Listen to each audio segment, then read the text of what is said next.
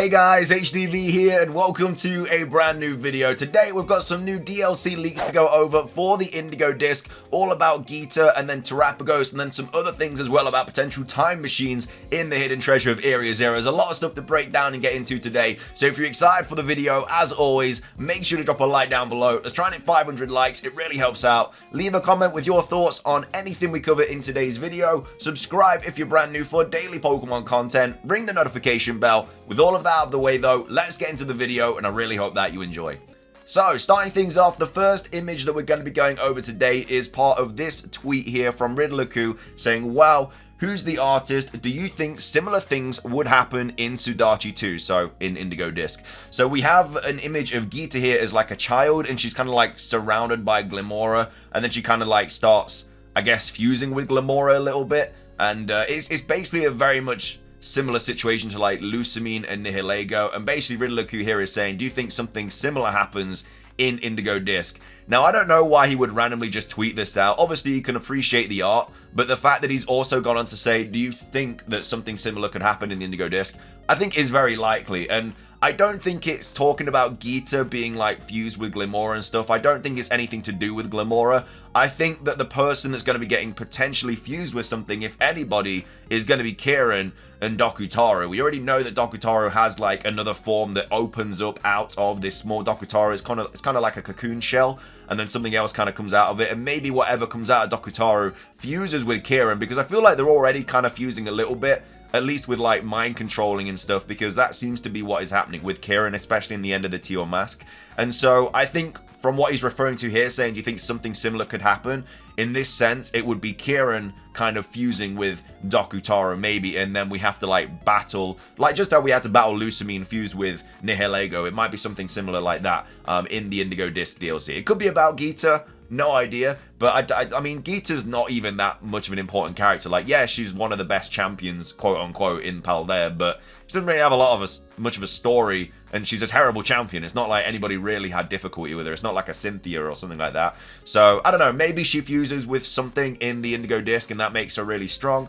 Who knows if we battle her again? I hope that we do, and she has a much better team, because she is arguably the worst champion we've ever had. And so, yeah, it could be her fusing with something. I think it's more likely to be Kieran fusing with Dokutaru, though. That's the only other kind of thing that I could genuinely see being likely from this image, if that's what he's even talking about. But I don't know why he would post this and say, do you think something similar would happen in the Indigo Disk DLC? So that's first thing that I wanted to go over. Next up, we have this image here of Terapagos, and we have Riddler-Ku saying, let's battle. So time travel or imagination, or they don't intend to tell you the result even after the plot ends. So these are like the three different options that we could have about Terapagos. So is Terapagos to do with time travel? Is it to do with imagination? Or do they just not tell us the plot even after the Indigo Disk DLC ends? A little bit like, you know, I guess Pokemon X and Y, where there's a lot of unexplained stuff in that in those games. So personally, I think it's to do with imagination. That is the thing that kind of like pops up a lot, especially in like the Scarlet and Violet books. They talk about imagination and stuff. Again, there's a lot of links to like the Paradox Pokemon being imaginated, like created from imagination, and Terapagos has something to do with that. We know that it's like the embodiment of like terrestrial energy, and it's the reason behind the terrestrial like phenomenon and stuff like that. But it could also have like multiple kind of powers, and one of those could be imagination.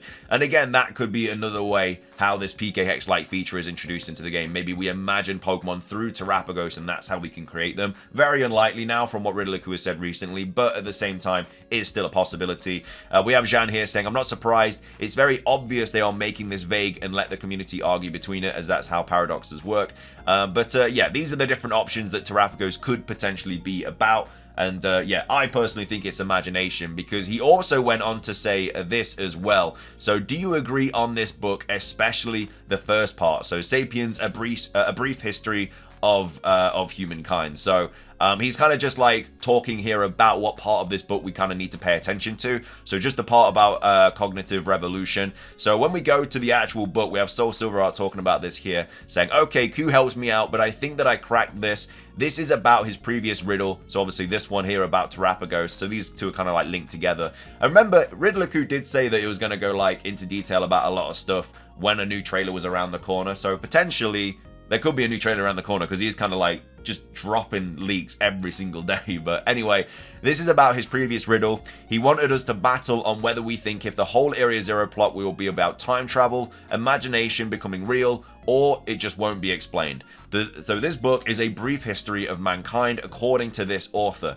At the beginning, he talks about one of the biggest moments in mankind's history, which he called the cognitive revolution, which is basically the moment that cavemen became thinkers and dreamers, developed language, and used their imagination to create folktales, religions, etc. So I won't explain it all because it's all perfectly summarized below. Just read the pics I've attached. I mean, the amount of times imagination is mentioned, but the question is still remains, do you agree with this book? Q isn't saying we should agree with it, he's leaving it up to us to decide and battle on which side is correct. So this is the part about the cognitive revolution thing. So this bit here says the first major revolution for sapiens was the cognitive revolution. Before that point, sapiens weren't particularly special among animals. Over time, they had evolved the abilities to cross oceans and invent things like bows and arrows, sewing needles, oil lamps, and art. They had become humans that we'd recognize today, with our level of intelligence and creativity.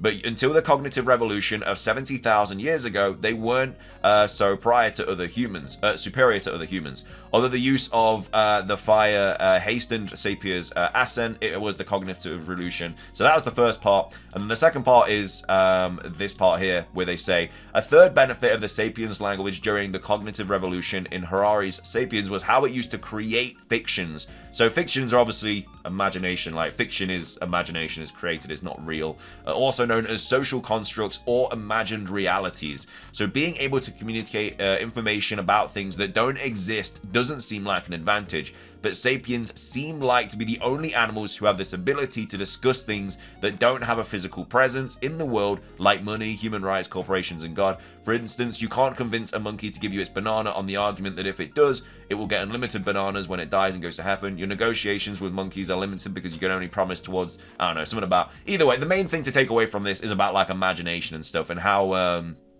this is kind of explained. So if this is linked to his previous riddle about this one, then it looks like he's kind of pushing us into the direction that it's all going to be about imagination, because time travel and like time travel just doesn't pop up in like the book that we've just read about the cognitive revolution, and that's the part that he says to kind of like look into. So that's all about like imagination and stuff. So the fact that he's telling us to look at the imagination part of this book, I mean, it kind of just tells us there that it's going to be about imagination. So the Indigo Disk plot, Terapagos, something about the Indigo Disk DLC is all going to be about imagination. And that could be to do with paradoxes, it could be to do with other stuff, we're not really too sure. But then at the same time, like, yeah, like the paradoxes can't be imaginary though, because they are like physical, like we can catch them and stuff like that. So from anything to take from this really is that something is imagining things into reality and they become actual beings in reality. Like, I still think that Briar could potentially be a paradox. Like, I think that maybe Heath imagined her or something like that. Like, she does say that she's related to Heath. Like, maybe she doesn't even know that she's like a paradox or something. Like, she has such a huge resemblance to Heath, and I know that's because like they're related and stuff. Like, but maybe he created her to kind of like, maybe he knew he was gonna die or something. Is like no one's gonna be able to keep my work going or whatever, because I don't think it goes into detail about him being like married or having kids or anything like that. So maybe he's like thinking he's gonna die, and so he's like, oh god, I need to imagine something to carry on my work, and so he imagines like Briar or something like that, or I don't know, like, or a daughter that gives birth to Briar or something like that. I don't really know. And maybe she could potentially be like a paradox, and maybe that's why she's so like determined to get into Area Zero and stuff and like go back to her roots or whatever. I don't know, that's very, very far-fetched and very unlikely, but that is something that could potentially happen. But yeah, there's clearly a massive theme on like imagination. And Ridley also said this as well, saying, just a question, if you use fiction power, so imaginary power, to create a time machine and then use that time machine to summon paradoxes, how would you call this? So this very well could just be like spoiling the Indigo Disk storyline, or at least some part of it. So maybe he's talking about Heath here. So maybe Heath uses imaginary power to create a time machine, and then he uses that time machine to summon paradox Pokemon.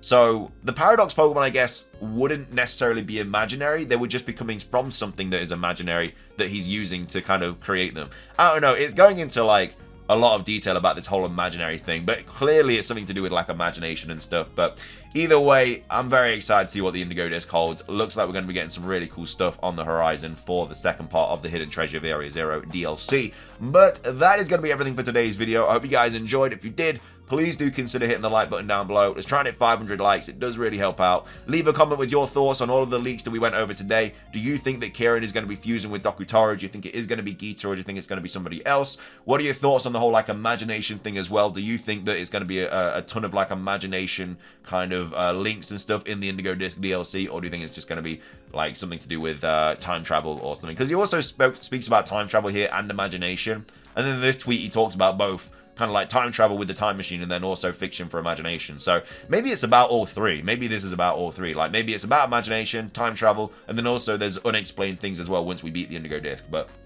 either way, we'll have to wait and see. But yeah, let me know your thoughts on all that. Subscribe if you're brand new. Ring the notification bell for daily Pokemon content. Have a great rest of your day. And until next time, peace.